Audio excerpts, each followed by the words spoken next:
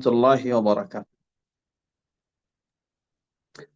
الحمد لله رب العالمين، والصلاة والسلام على عبد الله ورسوله نبينا محمد وعلى آله وصحبه أجمعين، أما بعد. فأعوذ بالله من الشيطان الرجيم. قل هل يستوي الذين يعلمون والذين لا يعلمون. وقال تبارك وتعالى: يرفع الله الذين آمنوا منكم والذين أوتوا العلم درجات.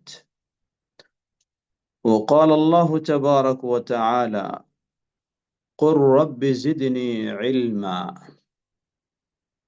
وصح عن النبي صلى الله عليه وسلم أنه قال: من سلك طريقا يلتمس فيه علما سهل الله له طريقا إلى الجنة. আলহামদুলিল্লাহ, শুরুতে আবারও প্রশংসা জ্ঞাপন করছি আল্লাহ সুবহানাহু ওয়া তাআলার, যিনি আপনাদের সাথে এই গ্রুপে দাওয়াতি কাজে অংশগ্রহণ করার সুযোগ করে দিয়েছেন।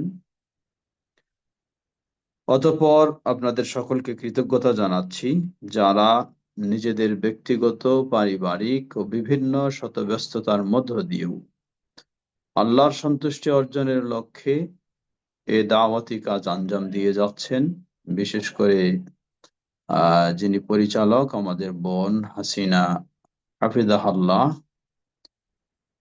এবং কৃতজ্ঞতা জানাচ্ছি আমার অত্যন্ত স্নেহভাজন ছোট ভাই হাফেজ শেখ শহীদুল্লাহ আল মাদানী হাফিজাহুল্লাহ, এবং আরো যারা সংশ্লিষ্ট রয়েছেন। আল্লাহ সকলকে জাযায়ে খায়ের দান করুন। সকলের এই চেষ্টা ও প্রচেষ্টাকে আল্লাহ রাব্বুল আলামিন সাদাকা জারিয়া হিসেবে কবুল করুন।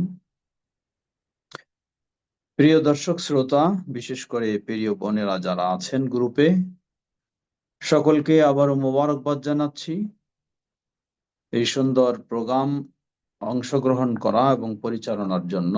আল্লাহ রাব্বুল আলামিন যতদিন সুস্থ রাখেন, যেন এই প্রোগ্রাম কন্টিনিউ করার তৌফিক দান করেন, সেই দোয়া আল্লাহ রাব্বুল আলামিনের কাছে করছি। এবং সাধ্য অনুযায়ী যেহেতু সংযুক্ত হওয়ার সুযোগ হয়েছে, সুযোগ অনুযায়ী চেষ্টা করব আমিও আপনাদের সাথে অংশগ্রহণ করার এই প্রোগ্রামে ইনশাআল্লাহ। আজকে আলোচ্য বিষয় সম্পর্কে আমাকে বলা হয়েছিল আপনাদের পক্ষ থেকে দুটি বিষয়। একটি হলো প্রবাস, মুসলিম দেশে বসবাস এ মর্মে, আরেকটি হচ্ছে বিবাহ ও তালাক বিষয়ে। আমি তখন বলেছি যে ঠিক আছে, অসুবিধা নাই, দুটো বিষয় নিয়ে আলোচনা হবে পর্যায়ক্রমে।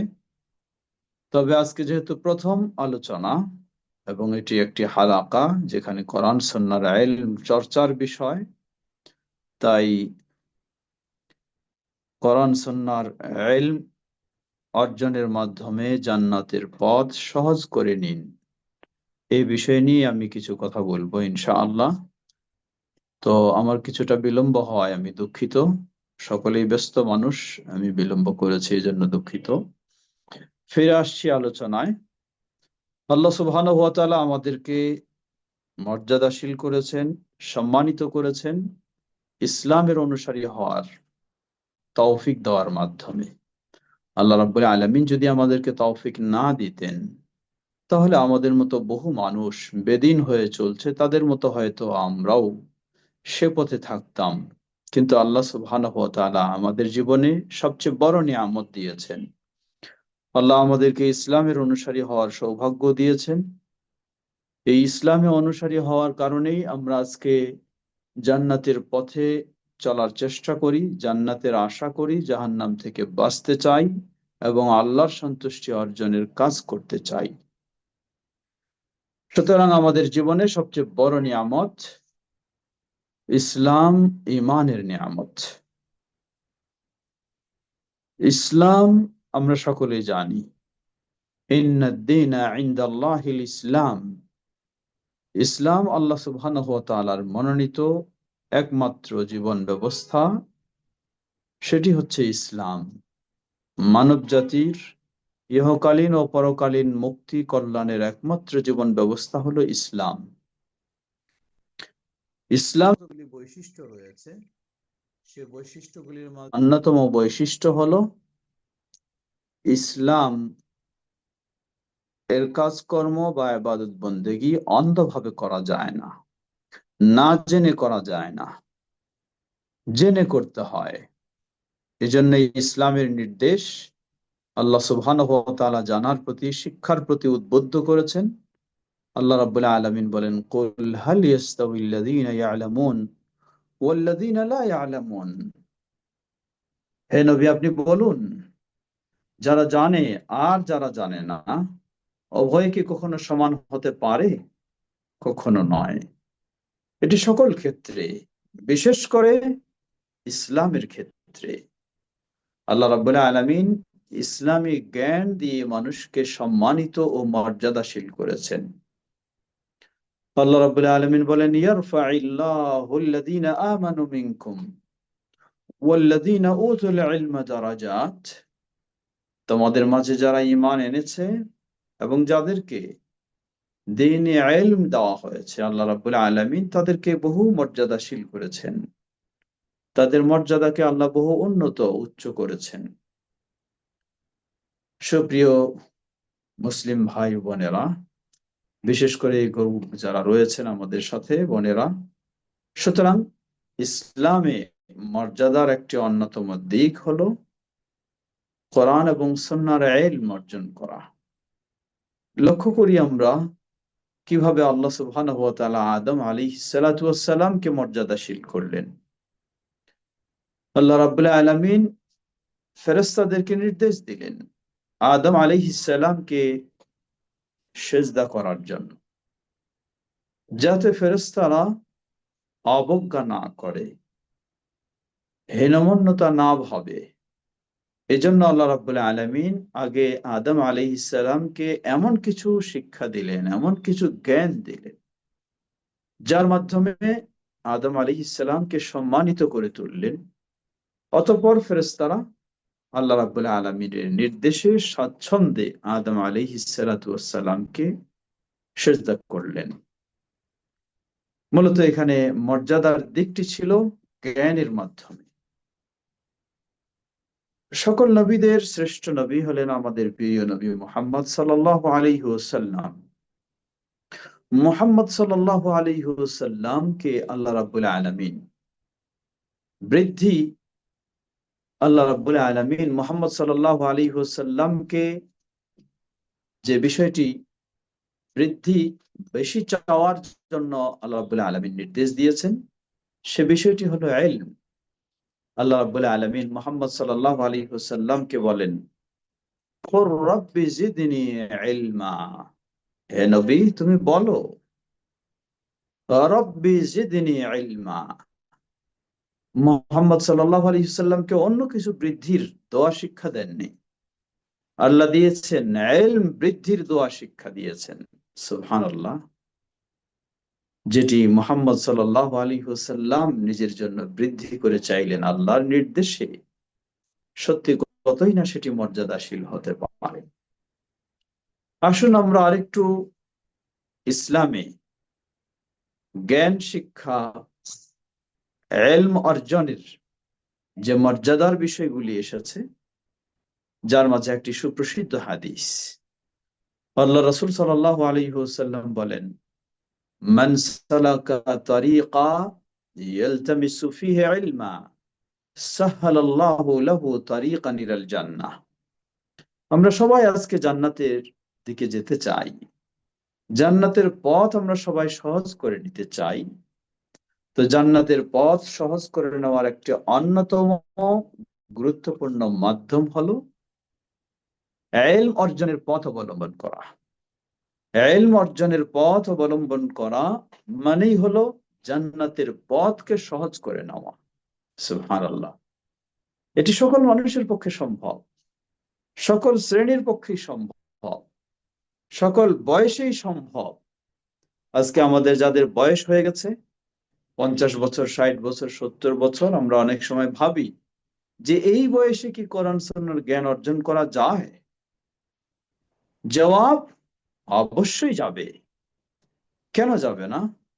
আমরা যদি একটু লক্ষ্য করি, আল্লাহ রাসূল সাল্লাল্লাহু আলাইহি ওয়াসাল্লাম তিনি যখন ইসলামের দাওয়াত দেন, সাহাবায়ে কেরাম ইসলাম গ্রহণ করেন। তারা কোন বয়সে ইসলাম গ্রহণ করেছিলেন? তারা কি সবাই ছোট বয়সে ইসলাম গ্রহণ করেছেন, অথবা জন্মসূত্রে মুসলিম ছিলেন? না, তারা অবশ্যই ছিলেন না সকলেই প্রাথমিক দিকে। শেষের দিকে অনেকেই হয়েছেন জন্মসূত্রে মুসলিম, কিন্তু প্রাথমিক যারা তারা তো কখনোই ছিলেন না। এই জন্য ইমাম আল বুখারী রাহিমাহুল্লাহ তিনি সহিহুল বুখারীতে উল্লেখ করেছেন, وكان أصحاب النبي صلى الله عليه وسلم تعلموا في كبار سنهم। নবী সাল্লাল্লাহু আলাইহি ওয়াসাল্লামের সাহাবীগণ তারা তাদের বয়স হওয়ার পরে তারা দিন শিখেছেন। কেউ ইসলাম গ্রহণ করেছেন 40 বছর বয়সে, কেউ 50 বছর বয়সে, কেউ 70 বছর বয়সে, এমনকি কেউ 100 বছর বয়সে ইসলাম গ্রহণ করেছেন। তখন তো তিনি ইসলামের জ্ঞান জানতেন না, কিন্তু 100 বছর বয়সে ইসলাম গ্রহণ করার পরেও ইসলামী জ্ঞান থেকে তিনি দুর্বল ছিলেন না, ইসলামী বিষয়ে তিনি অজানা ছিলেন না। নিজের মৌলিক কমপক্ষে যেগুলি বিষয়ের প্রয়োজন সেগুলি তিনি সংগ্রহ করেছেন, সেগুলি তিনি জেনেছেন, সেগুলি তিনি অর্জন করেছেন। সুতরাং আমরা বলবো, যে কোনো বয়সেই ইসলামী জ্ঞান অর্জন করা সম্ভব, কখনোই অসম্ভব নয়। আমরা যদি ব্যক্তিগত জীবনটাকে নিয়ে একটু চিন্তা করি, দেখা যায় যে আমাদের কর্মজীবনে অভিজ্ঞতা যখন অর্জন হয়, আমরা যখন আরো প্রমোশন লাভ করতে চাই, সেই প্রমোশন লাভ করার সময় নিশ্চয়ই আমাদেরকে কিছু পরীক্ষা নিরীক্ষা বা এই ধরনের জ্ঞানের বৃদ্ধির পরিচয় আমাদেরকে, স্বাক্ষর আমাদেরকে দিতে হয়। সেটি আমাদের চাকরি জীবনে, যখন কর্মজীবনে আমরা প্রমোশনের জন্য আমরা জ্ঞান অর্জন করতে পারি। কোনো ব্যক্তিকে যদি বলা হয় আপনার এই বয়সে, 50 বছর বয়সে আপনি যদি এক মাসের একটি কোর্স করেন, সেখানে এই শিখবেন বা যাই পেশাগত হোক বা ভাষাগত হোক, তাহলে আপনার স্যালারি বৃদ্ধি হবে, আপনার চাকরির মান বৃদ্ধি হবে, তাহলে তো সকলেই প্রস্তুত থাকি আমরা। সুতরাং বলতে পারি, যে কোনো বয়সেই সম্ভব দিন শিখা। শুরুতে সম্ভব হয়নি, চলে গেছে, অতীত হয়ে গেছে, তাই আজও হবে না, বিষয়টি এমন কখনো নয়। হতেই পারে, অবশ্যই হবে, সম্ভব। যা সম্ভব হয়েছে রাসূলুল্লাহ সাল্লাল্লাহু আলাইহি ওয়াসাল্লামের জীবনে, যা সম্ভব হয়েছে বহু বিশিষ্ট ইসলামী স্কলার, যাদের প্রাথমিক জীবনটা হয়তো কেটেছে ভিন্ন পথে, দিনের পথেও নয়, ভিন্ন চর্চায়, বয়স হয়ে তিনি ইসলামের পথ দেখেছেন, চর্চা শুরু করেছেন, এমনকি ইসলামী স্কলার তিনি বনে গেছেন আল্লাহ সুবহানাহু ওয়া তাআলার তৌফিকে। সুতরাং আমরা বলবো, যে কোনো বয়সেই আপনি কখনো নিজের দুর্বলতা প্রকাশ করতে পারবেন না যে আমি আজকে কিভাবে শিখব। বিশেষ করে একজন মুসলিম তার মৌলিক বিষয়ে যেগুলি, কিভাবে তার ঈমানটাকে ঠিক রাখবে, কিভাবে আল্লাহকে সে চিনবে, কিভাবে সে রাসূলকে চিনবে, কিভাবে সে তার দ্বীনকে চিনবে, কিভাবে সে তার মৌলিক ইবাদতগুলি সম্পাদন করবে, এই বিষয়গুলি প্রতিটি মুসলিমের জন্য জানা ফরজ। তালাবুল ইলমি ফরিদাতুন আলা কুল্লি মুসলিমিন। মুসলিমিন শব্দ যদিও এসেছে, মুসলিমা শব্দ সহিহ হাদিসে আসেনি। এর অর্থ এই যে এটি শুধু মুসলিম পুরুষদের জন্য সীমাবদ্ধ, মুসলিম নারীদের জন্য নয়, তা নয়। এটি প্রতিটি মুসলিম নর নারীর জন্য মৌলিক জ্ঞান অর্জন করা ফরজ, অপরিহার্য বিষয়। প্রিয় মুসলিম ভাই ও বোনেরা, সুতরাং আল্লাহ রাসূল সাল্লাল্লাহু আলাইহি ওয়াসাল্লাম যে আমাদেরকে উদ্বুদ্ধ করেছেন, উৎসাহিত করেছেন, আমাদেরকে মর্যাদা বর্ণনা করেছেন, মান সালাকা তারিকা ইয়ালতামিসু ফীহি ইলমা সাহালাল্লাহু লাহু তারিকান ইলাল জান্নাহ। যে ব্যক্তি এমন পথ অবলম্বন করবে যেই পথে সে ইলম, কোরআন এবং সুন্নাহর ইলম অর্জন করবে, সাহহালাল্লাহু লাহু তারিকান ইলাল জান্নাহ, আল্লাহ সুবহানাহু ওয়া তাআলা তার জন্য জান্নাতের পথকে সহজ করে দেবেন। রাওয়াহু মুসলিম। সুবহানাল্লাহ। সুতরাং আমরা বলবো, আমরা যারা জান্নাত আশাবাদী, জান্নাতের পথে চলতে চাই, আল্লাহ সুবহানাহু ওয়া তাআলা আমাদেরকে একটি বড় সুযোগ করে দিয়েছেন, যা যে কোনো বয়সেই, যে কোনো পেশাজীবী, নারী হোক বা পুরুষ হোক, এই পন্থা অবলম্বনের মাধ্যমে জান্নাতের পথকে আমরা সহজ করে নিতে পারি। আজকে যারা আমাদের সামনে বা আমাদের সাথে এই আলোচনায় রয়েছেন, অধিকাংশই হয়তো আপনার প্রবাসী, প্রবাস জীবনে আছেন। আপনারা হয়তো বলবেন যে প্রবাস জীবন আমাদের কত কষ্টের জীবন, এটি তো বোঝানো সম্ভব নয়। বাস্তব, প্রবাস জীবন কখনোই স্বদেশ জীবনের মতো নয়। কষ্টের জীবন অবশ্যই, অনেক সময় স্বদেশ জীবনের চেয়েও আবার অনেক আনন্দের, সুখ স্বাচ্ছন্দ্যেরও হয়, আবার কষ্টেরও হয়। তো প্রবাস জীবন হোক আর স্বদেশ জীবন হোক, সকল জীবনে, সকল বয়সে, সকল পেশাজীবীর জন্য জান্নাতের পথকে সহজ করে নেওয়া সম্ভব কোরআন ও সুন্নাহর জ্ঞান অর্জনের পথ অবলম্বনের মাধ্যমে। তা কিভাবে? আমাদের মাঝে একটি ধারণা রয়েছে, সীমাবদ্ধ ধারণা। আমরা মনে করি এই হাদিসগুলি, যে হাদিসটির কথা আমরা বলছি, অন্যরূপ আরেক হাদিস সুপ্রসিদ্ধ সহিহ হাদিস, সেটিও আল্লাহ রাসূল সাল্লাল্লাহু আলাইহি ওয়াসাল্লাম বলেন যে আল্লাহ রাব্বুল আলামিনের ফেরেশতাগণ তারা কি করেন? তাদের ডানা সম্মানার্থে বিছিয়ে দেন কাদের জন্য? তালিবুল ইলম, যারা কোরআন সুন্নাহর জ্ঞান অর্জন করে তাদের জন্য। এই হাদিসগুলিকে আমরা মনে করি এগুলি হচ্ছে মনে হয় শুধু মাদ্রাসার ছাত্রদের জন্য। আমি করি এই ধারণাটা সঠিক নয়, এই সীমাবদ্ধ করে নেওয়াটা সঠিক নয়। এই হাদিসগুলি সকল শ্রেণীর মানুষের জন্য। কারণ রাসূল সাল্লাল্লাহু আলাইহি ওয়াসাল্লামের সাহাবী, যিনি 50-60 বছর বয়সে ইসলাম গ্রহণ করেছেন, হোক নারী হোক পুরুষ, তিনি সে জীবনেও ইসলাম গ্রহণ করে এই মর্যাদা লাভ করার চেষ্টা করেছেন। তাহলে তারা যদি এই মর্যাদা লাভ করতে পারেন, এই হাদিসের অন্তর্ভুক্ত তারা হতে পারেন, তাহলে এটি আমাদের জীবনে কেন হতে পারবো না আমরা?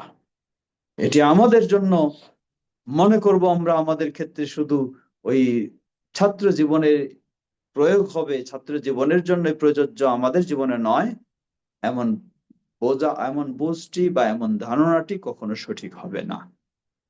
তো সেই ক্ষেত্রে আমরা বলবো, পরামর্শ স্বরূপ বলতে পারি, তাহলে কিভাবে, কেউ হয়তো বলতে পারেন যে কিভাবে আমরা এই বয়সে এই মর্যাদা লাভ করব, জান্নাতের পথকে আমরা নিশ্চিত করে নেব, সহজ করে নেব, অথবা আল্লাহর সেই সম্মানিত ফেরেশতারা আমাদেরও সম্মানার্থে তাদের ডানা বিছিয়ে দেবে, কিভাবে এটি অর্জন করতে পারি? জবাব লক্ষ্য করুন, আল্লাহ সুবহানাহু ওয়া তাআলা আপনাকে প্রতিদিন 24 ঘন্টা সময় দিয়েছে। এই 24 ঘন্টার সময় আপনি আপনার পেশা জীবনে, অথবা আপনার সাংসারিক জীবনে, অথবা পারিবারিক জীবনে বা ব্যক্তিগত জীবনে, কাজকর্ম, খাওয়া দাওয়া, বিশ্রাম, এর মধ্য দিয়ে আপনি অতিবাহিত করছেন। আপনি কি লক্ষ্য করেছেন, একটু চিন্তা করেছেন, আপনার মতো কত সুস্থ মানুষ, আপনার মতো কত সচ্ছল মানুষ, আপনার মতো কত বা আপনার চেয়েও আরো কত সচ্ছল মানুষ, সুস্থ মানুষ, কম বয়সের মানুষ, আল্লাহ সুবহানাহু ওয়া তাআলা তাকে অক্ষম করে বিছানায় ফেলে রেখেছেন, আর আল্লাহ রাব্বুল আলামিন আপনাকে সক্ষম সচল রেখেছেন। সুবহানাল্লাহ। আল্লাহর কৃতজ্ঞতা প্রকাশ করুন। আল্লাহ আপনাকে প্রতিদিন 24টি ঘন্টা সময় উপভোগ করার সুযোগ করে দিয়েছেন, আর অপরজন 24টি ঘন্টা বিছানায় সে কাতরাচ্ছে, 24টি ঘন্টা বিছানার কষ্টে সে তার দিন অতিবাহিত হচ্ছে। আল্লাহ সুবহানাহু ওয়া তাআলা অবশ্যই আপনাকে জিজ্ঞাসা করবেন। আল্লাহ বলেন, সুম্মা লাতুসআলুন্না ইয়াওমাইযিন আনিন নাঈম, অবশ্যই তোমাকে কিয়ামতের কঠিন বিভীষিকাময় দিনে আল্লাহ রাব্বুল আলামিনের এই নিয়ামত সম্পর্কে জিজ্ঞাসা করা হবে। আজকে আপনি নিয়ামত পেয়েছেন ইসলাম, আপনি নিয়ামত পেয়েছেন 24 ঘন্টা সময়, নিয়ামত পেয়েছেন সুস্থতা, অথবা নিয়ামত পেয়েছেন অবসর জীবন। এই জীবনটা, এই সময়টা আপনি কিভাবে কাজে লাগাবেন? আল্লাহর কাছে অবশ্যই আপনি জিজ্ঞাসিত হবেন, অবশ্যই আপনার কাছে, আল্লাহর কাছে আপনি সম্মুখীন হবেন জিজ্ঞাসার। সুতরাং 24টি ঘন্টার মধ্যে বেশি নয়, আমার পরামর্শ আপনি 1টি ঘন্টাকে বেছে নিন। নিজের সুবিধা মতো, সকাল হোক সন্ধ্যা হোক, যে কোনো সময় 1টি ঘন্টা আপনি বেছে নিন।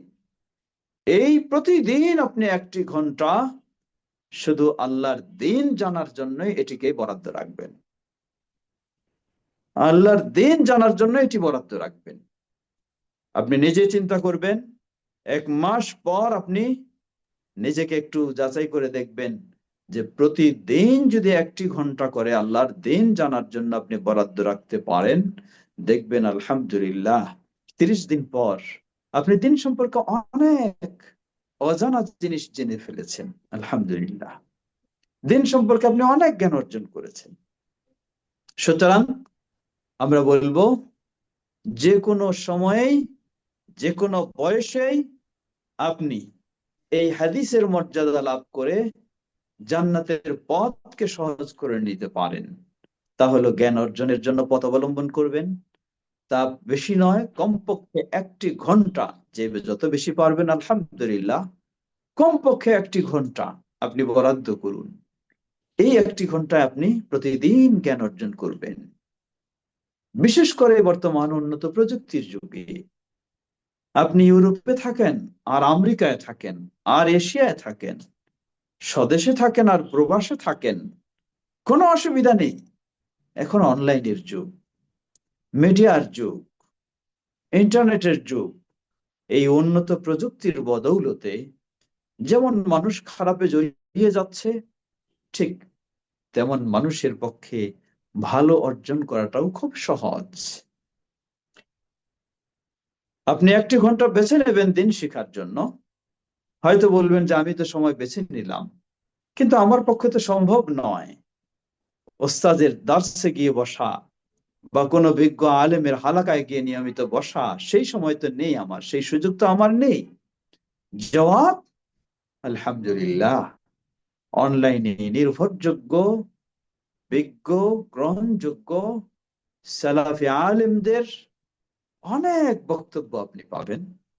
বাংলা ভাষায় পাবেন, ইংরেজিতে পাবেন, আরবিকে পাবেন, উর্দুতে পাবেন, সব দিক দিয়ে, সব ভাষা দিয়ে পাবেন। আপনি যেই ভাষাভাষী আপনি হন, যেটাই আপনার কাছে সহজ হোক না কেন, আপনি আপনার ঘরে বসে প্রতিদিন 1 ঘন্টা এই নির্ভরযোগ্য আলেমদের লেকচার আপনি শুনবেন। সেগুলির মাধ্যমে আপনি দিন জানার চেষ্টা করবেন। ইনশাআল্লাহ, আল্লাহ রাসূল সাল্লাল্লাহু আলাইহি ওয়াসাল্লাম যে সুসংবাদ দিয়েছেন, মান সালাকা তারিকা ইয়ালতামিসু ফীহি ইলমা সাহালাল্লাহু লাহু তারিকান ইলাল জান্নাহ। যে ব্যক্তি এমন পথ অবলম্বন করবে, যেই পথে সে দ্বীন শিক্ষা অর্জন করবে, আল্লাহ সুবহানাহু ওয়া তাআলা তার জন্য জান্নাতকে সহজ, জান্নাতের পথ সহজ করে দেবেন। সুবহানাল্লাহ। আপনি অবশ্যই এই সুযোগটি নিতে পারবেন, ঘরে বসে আপনি নিতে পারবেন। কারো বক্তব্যের আলোকে আপনার শুনতে ইচ্ছা হয় না, অসুবিধা নেই। অনলাইনে পিডিএফ, নির্ভরযোগ্য সকল ভাষায় লেখকদের বই পুস্তকও আপনার সামনে উপস্থিত। সুবহানাল্লাহ। সেগুলি ঘন্টার পর ঘন্টা পড়তে পারবেন আপনি। তাফসীরের ক্ষেত্রে বলুন, হাদিসের ক্ষেত্রে বলুন, সাহিত্যের ক্ষেত্রে বলুন, সেগুলো আপনার সামনে, সেসবে আপনার সামনে উপস্থিত। সুতরাং সকলকে অনুরোধ জানাবো, আপনি যেখানেই থাকুন না কেন, কয়েকটি কারণে। প্রথম বিষয় হলো, আপনি জান্নাতের পথকে সহজ করে নেবেন। দ্বিতীয় বিষয় হলো, আপনি দ্বীন অর্জন করবেন, দ্বীনি জ্ঞান অর্জন করবেন। তৃতীয় বিষয় হলো, আল্লাহ সুবহানাহু ওয়া তাআলার সন্তুষ্টি অর্জন করবেন। চতুর্থ বিষয় হলো, দিন জেনে আপনি সঠিকভাবে দিনের ইবাদত করবেন। পঞ্চম বিষয় হলো শুধু নিজে নয়, যখনই এই জ্ঞান আপনি অর্জন করতে পারবেন, এটি একদিকে নিজেকে আলোকিত করবে, নিজের জান্নাতের পথ সহজ করে দেবে, অপরদিকে এটি একটি বড় সদকা জারিয়া স্বরূপ হবে। আল্লাহ রাসূল সাল্লাল্লাহু আলাইহি ওয়াসাল্লাম বলেন, ইযা মাতাল ইনসান ইনকাতা আনহু আমালুহু ইল্লা মিন সালাসিন, সাদকাতিন জারিয়াতিন আও ইলমিন ইউনতাফা বিহি। আল্লাহ রাসূল সাল্লাল্লাহু আলাইহি ওয়াসাল্লাম বলেন, মানুষ যখন মারা যায়, জীবিত আছি, সালাত আদায় করি, সওয়াব পাই, সিয়াম পালন করি, সওয়াব পাই, তেলাওয়াত করি, সওয়াব পাই। মৃত্যু ঘটে গেল, সালাত শেষ, সিয়াম শেষ, তেলাওয়াত শেষ, সওয়াব শেষ। আল্লাহ রাসূল সাল্লাল্লাহু আলাইহি ওয়াসাল্লাম বললেন, এখানে তিনটি পথের কথা বলেছেন, তার মাঝে আও ইলমিন ইউনতাফা বিহি, আপনি জীবদ্দশায় এমন কিছু ইলমের অধিকারী হয়েছেন, এমন কিছু কোরআন সুন্নাহর সঠিক জ্ঞান অর্জন করেছেন, যে জ্ঞানের কারণে নিজে উপকৃত হয়েছেন, মানুষকে উপকৃত করেছেন। আপনি বিদায় নিয়ে চলে গেছেন ঠিকই, কিন্তু আপনার ইলম থেকে মানুষ দিনের পর দিন উপকৃত হচ্ছে। আপনি পৃথিবীতে নেই, কবরে চলে গেছেন, কিন্তু আল্লাহ সুবহানাহু ওয়া তাআলা আপনার ইলমের মাধ্যমে যাদেরকে উপকৃত করছেন, তাদের সকলের সমান সওয়াব আল্লাহ সুবহানাহু ওয়া তাআলা আপনার কবরে সরবরাহ করে দিচ্ছেন। সুবহানাল্লাহ, সুবহানাল্লাহ। বিশেষ করে আজকের হালাকায়, বিশেষ করে আমার মনে হয় অধিকাংশ বোনেরাই রয়েছেন, আপনাদের জন্য এটি আরো বেশি প্রয়োজন। কারণ আপনারা হলেন মা। আদর্শ সন্তান গড়ার পিছনে সবচেয়ে বড় ভূমিকা হলো মার। এজন্যই কবি বলেন, আল উম্মু মাদ্রাসাতুন ইযা আ'দাদতাহা আ'দাদতা শা'বা। সুবহানাল্লাহ। আল উম্মু মাদ্রাসা, মা হলেন একটা মাদ্রাসা, একটা পাঠশালা, শিক্ষা প্রতিষ্ঠান। কখন? ইযা আ'দাদতাহা, যখন আপনি মাকে সেভাবে গড়ে তুলবেন। আর মাকে যখন এভাবে গড়ে তোলা হবে, আ'দাদতা শা'বা, আপনি যেন একটা জাতিকে গড়ে তুলতে পারবেন। সুবহানাল্লাহ। সুতরাং বন্ধের কথা বলবো, আমি আপনাদেরকে বলবো, আপনাদের জন্য এই পথ অবলম্বনটা আরো বেশি গুরুত্ব রয়েছে। কারণ আপনারা যখন নিজেদের সন্তানদেরকে গড়ে তোলেন, সেখানে অবশ্যই আপনার আকীদা যখন ভালো হবে, সন্তানের আকীদা ভালো হবে। আপনার ইবাদত যখন ভালো হবে, সন্তানের ইবাদত ভালো হবে। আপনার দ্বীন যখন ভালো হবে, সন্তানের দ্বীন তখন ভালো হবে। আপনার খুলুক যখন ভালো হবে, সন্তানের খুলুক ভালো হবে। সন্তানের সবগুলি নির্ভর করে বেশিরভাগ মায়ের উপরে, বিশেষ করে বাবা মা উভয়ের উপরে। এজন্যই আল্লাহ রাসূল সাল্লাল্লাহু আলাইহি ওয়াসাল্লাম বলেন, কঠিন ভাবে বলেছেন, হাদিস সহিহুল বুখারীর, কুল্লু মাউলুদিন ইউলাদু আলাল ফিতরা ফাআবাওয়াহু ইউহাউবিদানি আও ইউনাসসিরানি আও ইউমাজ্জিসানি। প্রতিটি শিশু সন্তান ইসলামী স্বভাবের উপরে জন্ম লাভ করে, অতঃপর তাদের বাবা মা এই ইসলামী আদর্শের উপরে জন্ম লাভ করা সন্তানটাকে হয় ইহুদি বানায় ফেলে, অথবা খ্রিস্টান বানায় ফেলে, অথবা অগ্নি পূজক বানায় ফেলে। লা হাওলা ওয়ালা কুওয়াতা ইল্লা বিল্লাহ। আজকে একজন ইহুদি বাবা মা সন্তানকে ইহুদি বানায়, খ্রিস্টান বাবা সন্তানকে খ্রিস্টান বানায়, কিন্তু মুসলিম বাবা মা সন্তানকে আজকে মুসলিম বানাতে পারছে না বা বানাচ্ছে না। এটি বড়ই মুসলিমদের জন্য হতাশার বিষয়, পরিতাপের বিষয়। তো এই ক্ষেত্রে বাবা মার ভূমিকা সন্তানকে গড়ে তোলার একটি বড় ভূমিকা। এজন্যই বাবা মার জ্ঞান অর্জন করা এটি বড় গুরুত্বপূর্ণ বিষয়, বিশেষ করে মায়ের জ্ঞান। আল্লাহ সুবহানাহু ওয়া তাআলা সূরা লুকমান, আমি অনেক সময় এটি স্মরণ করে দেই, 13 থেকে 19 পর্যন্ত এই আয়াতগুলি প্রতিটি বাবা মার একটু পড়া উচিত। অনুবাদগুলি আপনি জেনে নিন। 13 থেকে 19 পর্যন্ত কিভাবে আপনার সন্তানকে শিরক মুক্ত করে তুলবেন। আল্লাহ সুবহানাহু ওয়া তাআলা বলছেন, وَإِذْ قَالَ لُقْمَانُ لِابْنِهِ وَهُوَ يَعِظُهُ يَا بُنَيَّ لَا تُشْرِكْ بِاللَّهِ إِنَّ الشِّرْكَ لَظُلْمٌ عَظِيمٌ। স্মরণ করুন, যখন লোকমান তার কলিজার টুকরা প্রিয় বৎসকে উপদেশ দিতে গিয়ে বললেন, তাকে দিক নির্দেশনা দিতে গিয়ে বললেন, শিক্ষা দিতে গিয়ে বললেন, লা তুশরিক বিল্লাহ, তুমি আল্লাহর সাথে কখনো শিরকে লিপ্ত হয়ো না। ইন্নাশ শিরকা লাযুলমুন আযীম, নিশ্চয়ই শিরক হলো মহা অন্যায়, মহা অবিচার। সুপ্রিয় বোনেরা, সুতরাং আমরা বলবো, মায়ের জন্য এটি আরো বেশি প্রয়োজন দ্বীনি জ্ঞান অর্জন করা। লক্ষ্য করুন, আপনি কে? আপনি তো সেই মা, যেই মায়ের কোলে গড়ে উঠেছেন বিশ্ব শ্রেষ্ঠ মুহাদ্দিস ইমাম আল বুখারী রাহিমাহুল্লাহ। সুবহানাল্লাহ। আপনি তো সেই মা, যেই মা মানুষ করেছেন মদিনার ইমাম ইমাম মালিক রাহিমাহুল্লাহকে। আপনি তো সেই মা, যেই মা গড়ে তুলেছেন ইমাম শাফিঈ রাহিমাহুল্লাহকে। ইমাম আল বুখারী রাহিমাহুল্লাহর মা, তিনি বলছেন, ইমাম বুখারী মুহাম্মদ বিন ইসমাঈল, তিনি ছোট বয়সে ইয়েতিম হন। কিন্তু একদিকে এতিম, অপরদিকে সন্তান। ছোটতেই তার দৃষ্টিশক্তি নেই,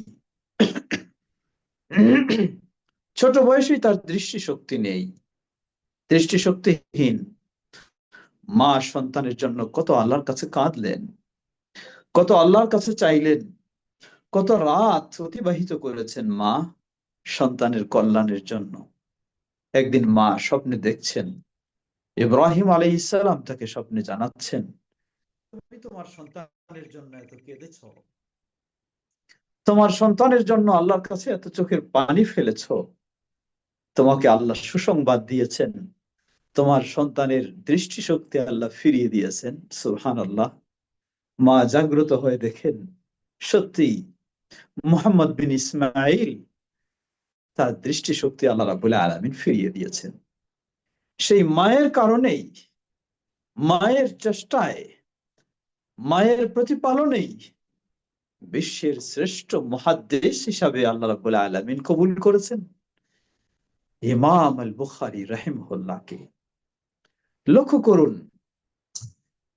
প্রসিদ্ধ ইমাম, যাকে বলা হয় ইমাম দারিল হিজরা, মদিনার ইমাম, ইমাম মালিক রাহিমাহুল্লাহ, কে তিনি?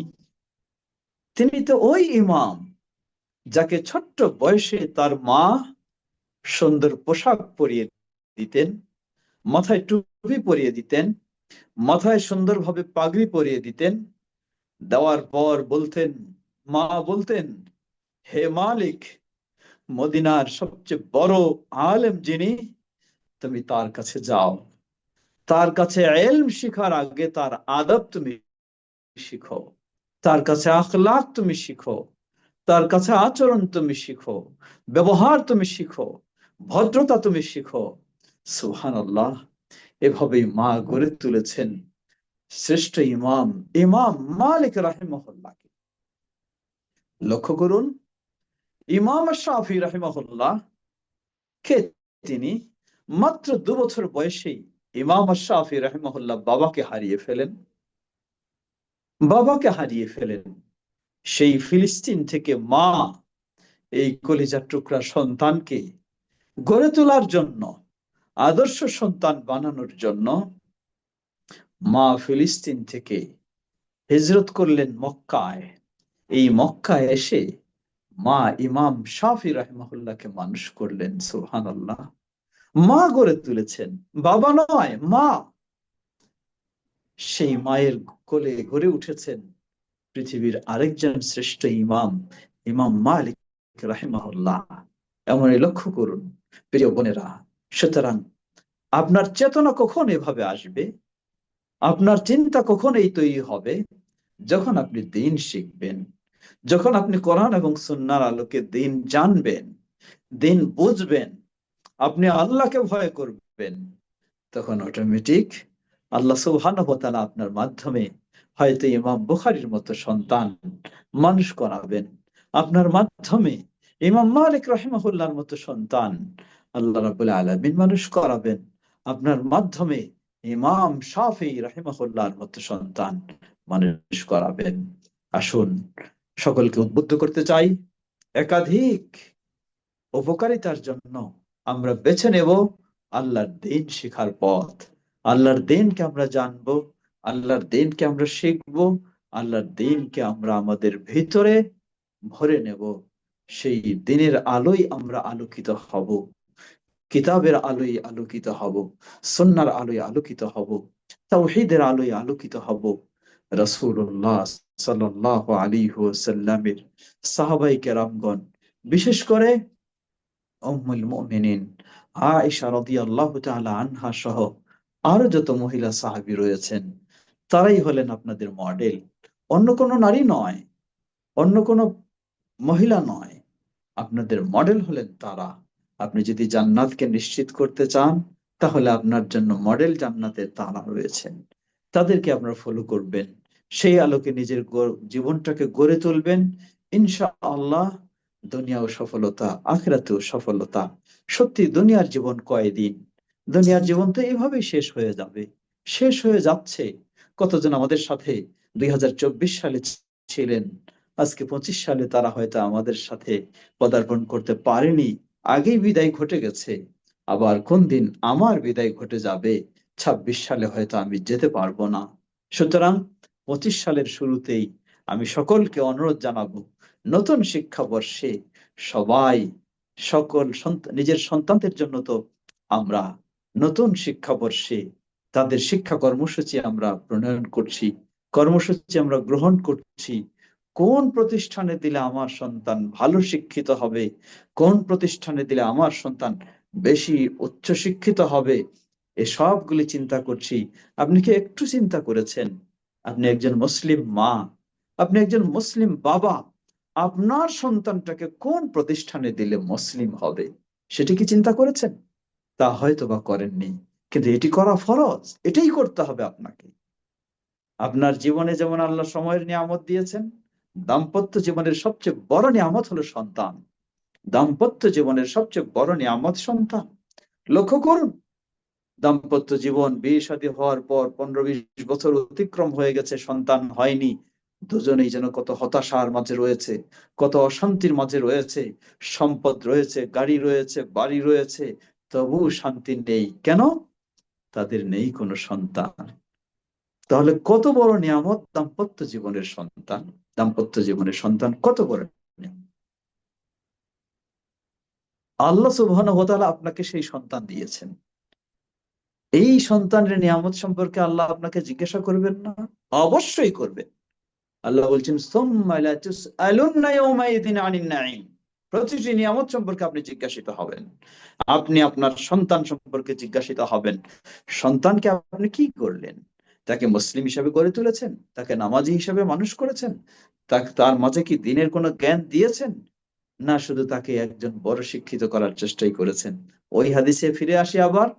আল্লাহ রাসূল সাল্লাল্লাহু আলাইহি সাল্লাম বললেন তিনটি বিষয়, তার মাঝে একটি ছিল আও ইলমিন ইউনতাফা বিহি, তার আগে সদকা জারিয়া, সর্বশেষ আও ওয়ালাদিন সালিহিন ইয়াদউ লাহ।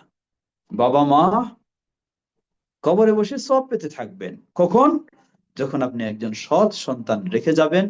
এই সন্তানের বৈশিষ্ট্য দুটি, ওয়ালাদুন সালেহ, সে হবে নেককার, সে হলো সত্যবাদী, সে মিথ্যাবাদী হবে না, সে নামাজি হবে, সে দিনদার হবে, সে ধার্মিক হবে, সে ভদ্র হবে।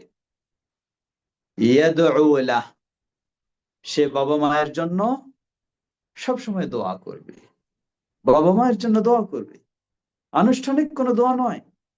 সন্তান যখন সৎ হবে, তার হৃদয় থেকে সব সময় মুখ থেকে বের হবে, রব্বির হামহুমা কামা রাব্বায়ানি সাগীরা। আজকে আপনি মা হিসাবে সন্তানের কাছে এই দোয়া পাওয়ার আশা করছেন, করবেন, এটাই স্বাভাবিক। কিন্তু আপনি কি সন্তানকে এই দোয়া শিক্ষা দিয়েছেন? যদি না দিয়ে থাকেন, তাহলে তো এই দোয়া সন্তানের কাছ থেকে আশা করতে পারেন না। আপনি যখন সন্তানকে কমপক্ষে মৌলিক, তাকে অবশ্যই দিন শিক্ষা দেবেন, নিজে মৌলিক দিন শিক্ষা নেবেন, সন্তানকেও মৌলিক বিষয়গুলি অবশ্যই শিক্ষা দেবেন, যার ফলে এই সন্তানের যদি ভিতরে তাওহীদ ও সুন্নাহর ফাউন্ডেশন তৈরি হয়, সে ডাক্তার হবে অসুবিধা নেই, ইঞ্জিনিয়ার হবে অসুবিধা নেই, কিন্তু হবে সে মুসলিম ডাক্তার, হবে সে মুসলিম ইঞ্জিনিয়ার, হবে সে নামাজি ডাক্তার, হবে সে নামাজি ইঞ্জিনিয়ার, হবে সে বাবা মার প্রতি শ্রদ্ধাশীল সন্তান, যখন আপনি সেভাবে গড়ে তুলবেন।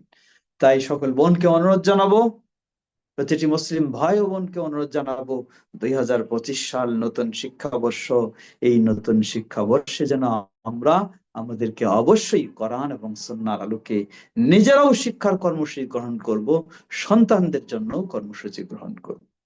আমি আরেকটু বিষয় একটু স্মরণ করে দিই। অনেক সময় আমাদের অনেক বোনেরা, অনেক ভাইয়েরা বলে যে কি করবেন, কোনো তো উপায় পাচ্ছি না, কারণ সন্তানকে এমন প্রতিষ্ঠান দিয়েছি যেখানে ইসলামের কোনো শিক্ষা বলতে কিছুই নেই, আর ভালো কোনো প্রতিষ্ঠানও পাচ্ছি না।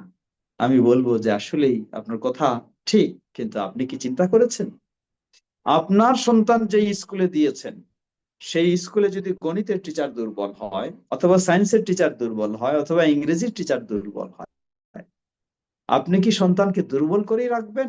কোশ্চেন কালেও নয়। আপনি প্রয়োজনে বলবেন যে স্কুলে তার ভালো টিচার নেই, আমি তাকে প্রাইভেট টিচার দিয়ে ইংরেজিতে সবল করব, সায়েন্সে সবল করব, গণিতে সবল করব।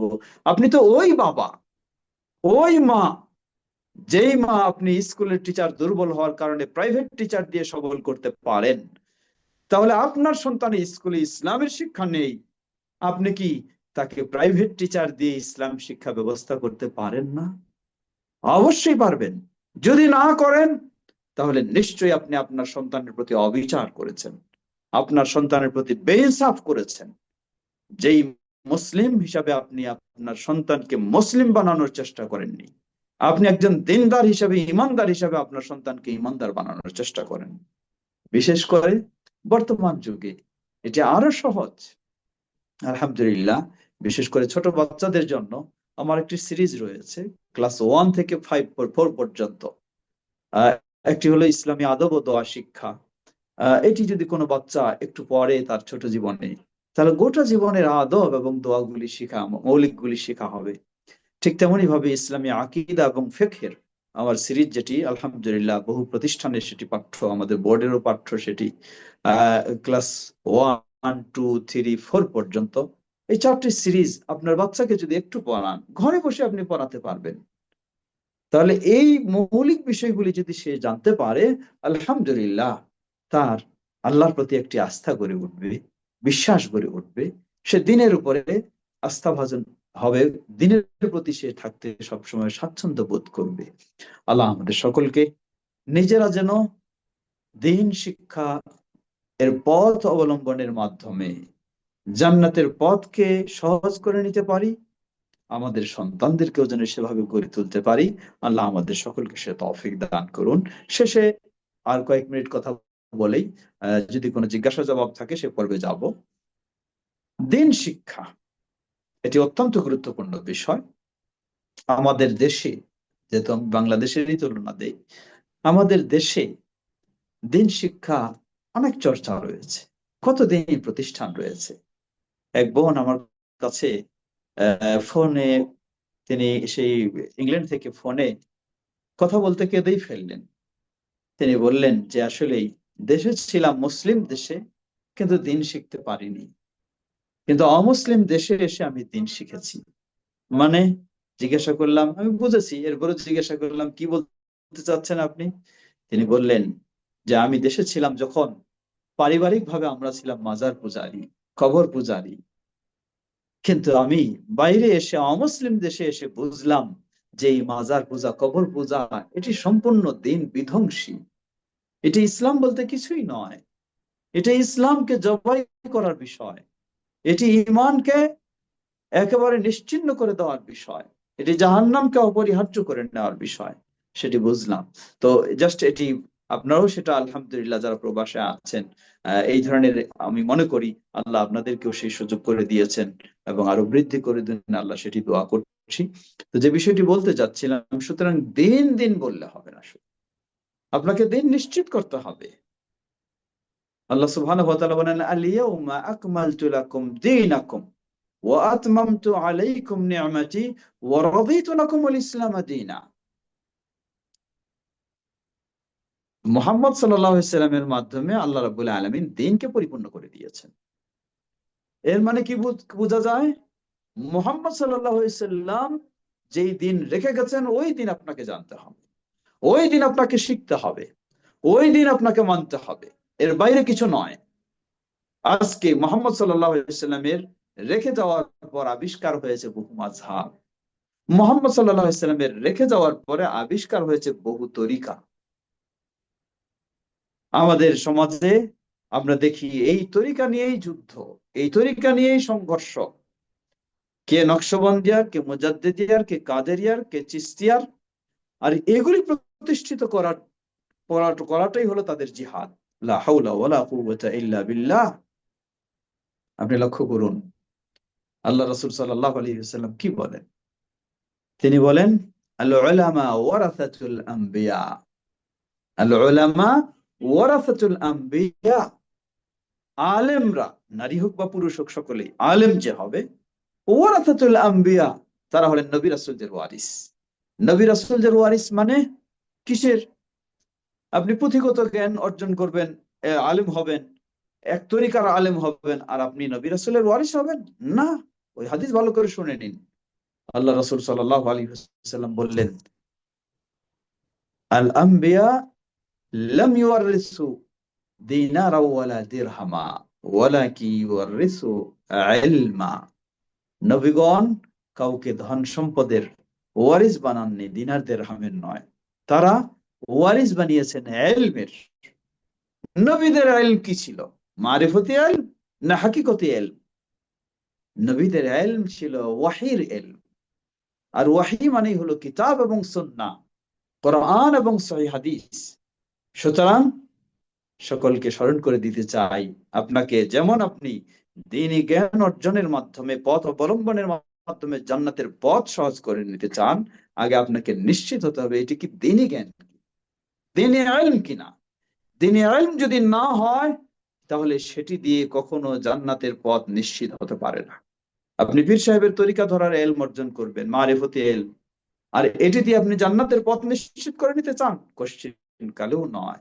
জাহান্নামের পথ নিশ্চিত হতে পারে, কারণ এটি ইসলামের ইলম নয়। ইসলামের ইলম হলো মা ক্বাল আল্লাহ ওয়া ক্বাল রাসূলুল্লাহ সাল্লাল্লাহু আলাইহি ওয়াসাল্লাম, যা আল্লাহ বলেছেন এবং আল্লাহর রাসূল সাল্লাল্লাহু আলাইহি ওয়াসাল্লাম বলেছেন। আর এই ইলমকে সঠিকভাবে বোঝার জন্য মানহাজুস সালাফ, সাহাবায়ে কেরাম, যাদের চোখের সামনে, যাদেরকে কেন্দ্র করে কোরআন নাজিল হয়েছে, যাদের চোখের সামনে, যাদেরকে কেন্দ্র করে রাসূল সাল্লাল্লাহু আলাইহি ওয়াসাল্লামের হাদিস এসেছে, তারা কিভাবে দ্বীনকে বুঝেছেন, কোরআন সুন্নাহকে বুঝেছেন, সেভাবে আমাদেরকে বুঝতে হবে। আল্লাহ আমাদের সকলকে সেই সঠিক দ্বীনে ইলম অর্জনের মাধ্যমে নিজেদের, সন্তানদের জান্নাতের পথকে সহজ করে নেওয়ার তৌফিক দান করুন, আমিন। কথা আজকে দীর্ঘ করতে চাই না, আমার আরেকটি ঢাকার বাইরে প্রোগ্রাম রয়েছে, আবার যেতে হবে। তো এই জন্য আমি এখানে শেষ করতে চাই। যদি সংক্ষিপ্ত কয়েক মিনিট কোনো জিজ্ঞাসা থেকে থাকে আপনাদের আলোচনাকে কেন্দ্র করে অথবা অন্য কোনো বিষয়েও, তাহলে জিজ্ঞাসা করতে পারেন। এরপরে আমরা শেষ করবো ইনশাআল্লাহ।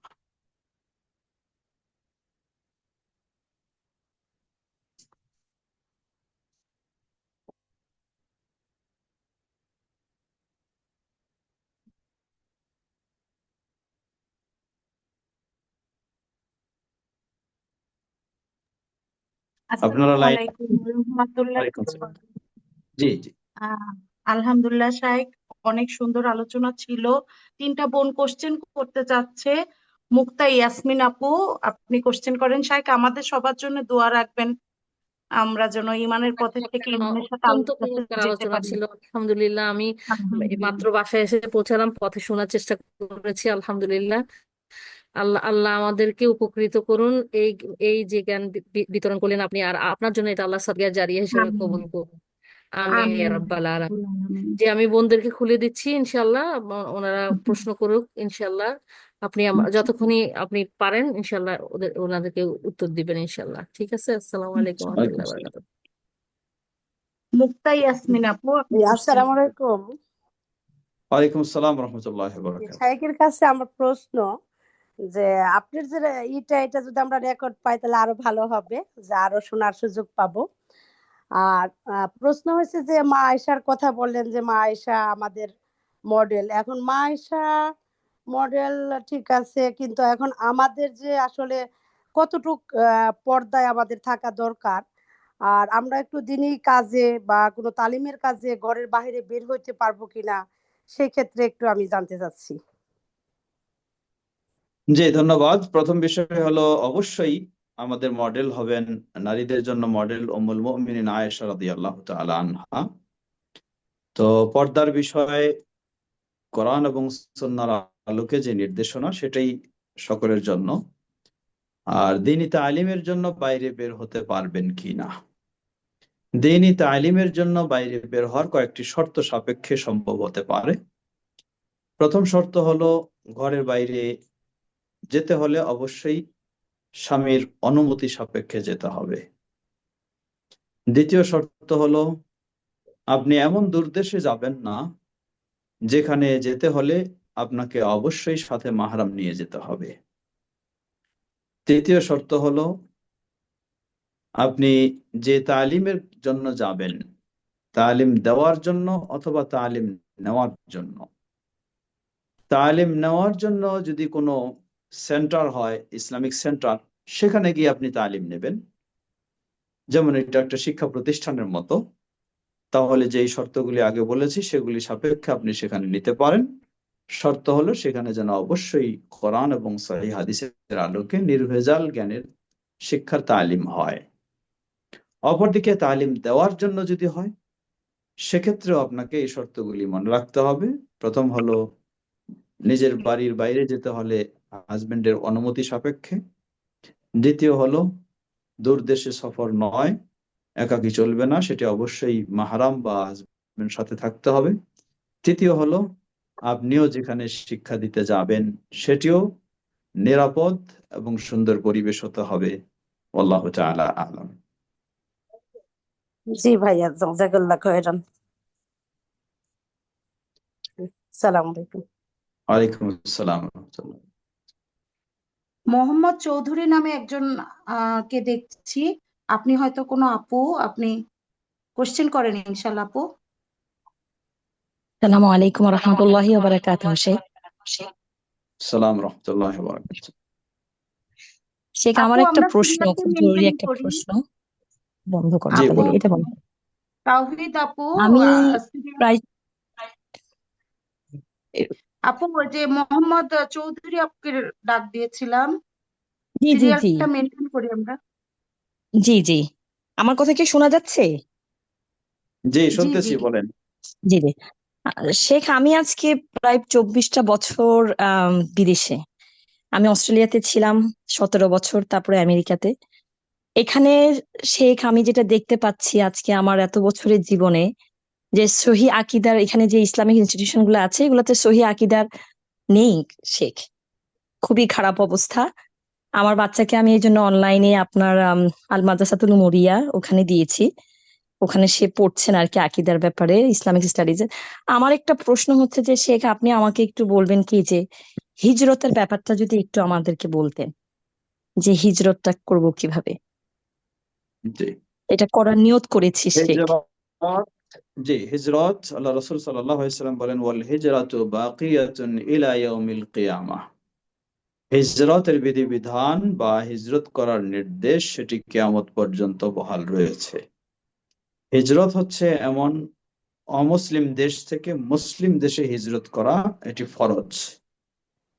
বিশেষ করে অমুসলিম দেশে থাকার কারণে যদি দিন মানতে সমস্যা হয়, দিন জানতে সমস্যা হয়, দিন চর্চা করতে সমস্যা হয়, তাহলে অবশ্যই সেই অঞ্চল ত্যাগ করে যে অঞ্চলে গেলে ইসলাম মেনে চলা সম্ভব হবে সেই অঞ্চলে ইসলাম হিজরত করা এটি অপরিহার্য বিষয়।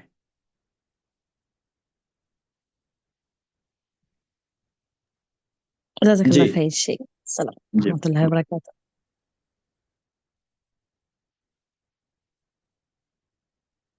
সুরাইয়া আপু, আপনি কোশ্চেন করেন। ইউএসএ সুরাইয়া আপু।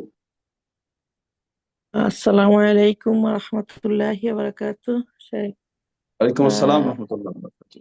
আমার কোশ্চেন হচ্ছে শেখ, আপনি বলছিলেন আপনার বাচ্চাদের জন্য লেখা যে আপনার দুইটা সিরিজ গুলো, সেগুলো আমরা কোথায় পাবো?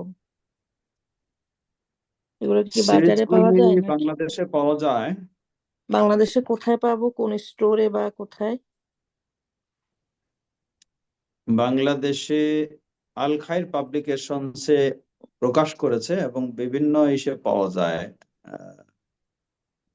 আল আল খায়ের খায়ের। পাবলিকেশনস, এটা যাত্রাবাড়িতে। হ্যাঁ, তার টেলিফোন নাম্বারটা আপনি একটু লিখে নেন, ওকে, তো বলেন। কাউকে দিলে তারা সংগ্রহ করে নেবে। 0197 0197 22 22 44 44 আবার 244। 244। আচ্ছা, জি, আমি আপনার সাথে আবার একটু নাম্বারটা মেকশিওর হয়ে নিচ্ছি।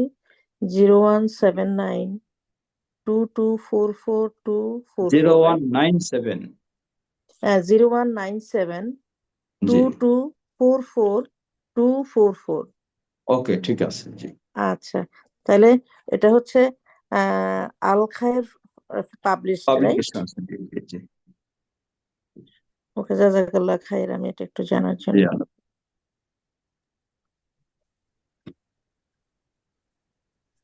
শারমিন সুলতানা আপু, আপনি কোশ্চেন করেন ইনশাল্লাহ।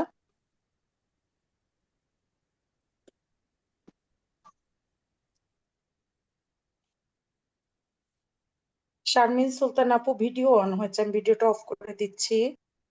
আপনি মাইকটা অন করেন শারমিন জি, সুলতানা আপু। জি, আসসালামু আলাইকুম রহমতুল্লাহ। ওয়ালাইকুম আসসালাম রহমতুল্লাহ বারাকাতুহু। আমার প্রশ্ন হলো যে আহ, কসর নামাজ সম্পর্কে। জি, যে কসর নামাজ আমি আমার বাবার বাড়িতে গিয়ে কসর নামাজ পড়তে মানে সেখানে হবে কিনা, মানে আমার বাবার বাড়িতে আমার বাবার আপনি, নিজস্ব কোনো ঘর নাই। বুঝেছি, আপনি আপনার বাবার বাড়িতে যদি নিয়মিত বসবাস না করেন, জি শুধু বেড়াতে যান, দেখা সাক্ষাৎ করতে যান, তাহলে সেখানেও আপনি মুসাফির হিসাবে কসর পড়বেন। জি জি জি জি, আসসালামু আলাইকুম রহমতুল্লাহ। ওয়ালাইকুম আসসালাম। জি, আয়শা আপু, আপনি কোশ্চেন করেন ইনশাল্লাহ। আয়শা জি খাতুন। জি, সম্মানিত শেখ, আপনার একটা বই পড়েছি, ওইটা মনে হয় আপনার ওই যে লাল একটা বই, হজ উমরা জিয়ারত, শহীদুল্লাহ জি, মাদানী খান, আলহামদুলিল্লাহ। ওইটা আমরা এখানে আনিয়েছি, তো ওইটা খুবই ভালো।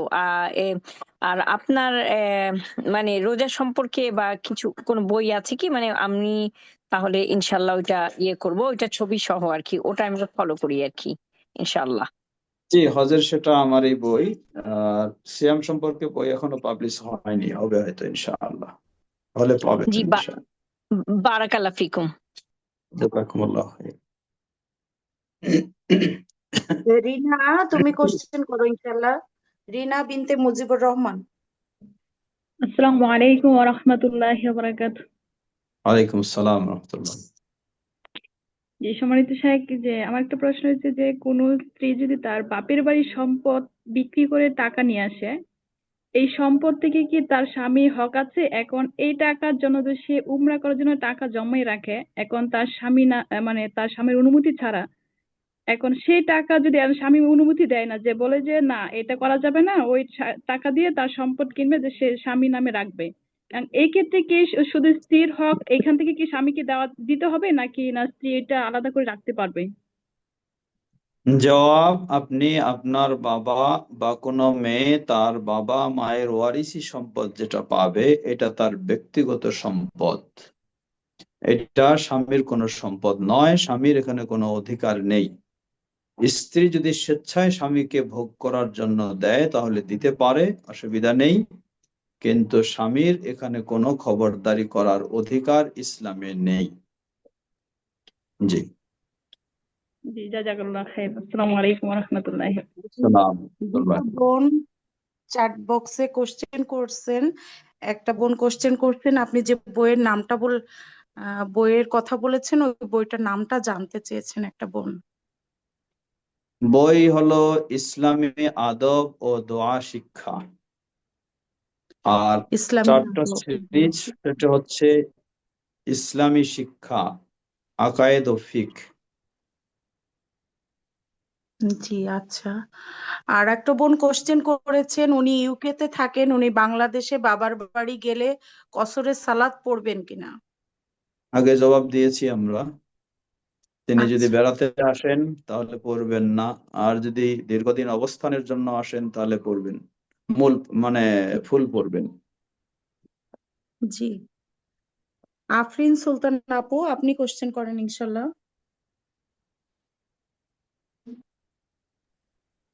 আসসালামু আলাইকুম শায়েখ। সালাম রহমতুল্লাহ। আমার প্রশ্নটা হচ্ছে, যারা দিনের পথে মানে আসছে, খাস পর্দা করে, তাদের কণ্ঠের পর্দাটা সম্পর্কে আমি একটু জানতে চাচ্ছি আর কি। আল্লাহ সুবহানাহু ওয়া তাআলা নারীদেরকে এমন আওয়াজে কথা বলতে নিষেধ করেছেন, বা এমন ব্যক্তির সাথে যারা এই কথার আওয়াজের মাঝেও আকৃষ্ট হতে পারে এবং ভিন্ন চিন্তা রাখতে পারে, সেজন্য অবশ্যই সেটাও সতর্কতা অবলম্বন করতে হবে। শায়েখ, আমার আরেকটা প্রশ্ন ছিল। জি। আমি মানে নামাজ পড়ার সময় যদি অনেক সময় আত্তাহিয়াতুটা ভুলবশত মানে যদি হয়, যদি আমি আবার প্রথম থেকে আত্তাহিয়াতুটা রিপিট করি সহি করে, তাইলে কি আমার নামাজটা সহি হবে, নাকি আমার নামাজটা আবার মানে ফিরতে আবার এটা পুনরায় পড়তে হবে? যদি আত্তাহিয়াত পড়ার সময় কোনো শব্দ উল্টাপাল্টা হয়ে গেছে বলে আপনার মনে হয়, এজন্য আপনি আবার রিপিট করলেন, তাহলে যথেষ্ট হয়ে যাবে, আবার সালাত পড়ার কোনো প্রয়োজন নেই। জি সাহেব, আসসালামু আলাইকুম, জাযাকাল্লাহু ওয়ালাইকুম খাইরান। আসসালাম ওয়া রাহমাতুল্লাহ। আমরা মনে হয় আজকে, যদি কিছু মনে না করেন, শেষ করতে পারি, আরেকদিন লম্বা সময় নিয়ে বসবো ইনশাআল্লাহ। আমার আরেকটা ঢাকার ইনশাল্লাহ। বাইরে প্রোগ্রাম আছে, আমি যাব সেখানে আর কি। জি, ইনশাল্লাহ শেখ। জি, আল্লাহ আপনাদের সকলকে ভালো রাখুন, নিরাপদে রাখুন, দিনের উপরে রাখুন এবং দিনের কাজ করার তৌফিক দান করুন। আমাদের আমিন। জন্য দোয়া রাখবেন, এবং সুযোগ হলে আবারও ইনশাআল্লাহ আপনাদের এলাকায় সময় দেওয়ার চেষ্টা করব ইনশাআল্লাহ। জি, আপনিও ইনশাল্লাহ আমাদের আমাদের জন্য দোয়া রাখবেন আল্লাহ ইনশাআল্লাহ। আপনাকে হাসিনা আপু উত্তম বিনিময় কোথায়? দান করুন, এবং আসসালামু আমরা আলাইকুম। আশা করি এবং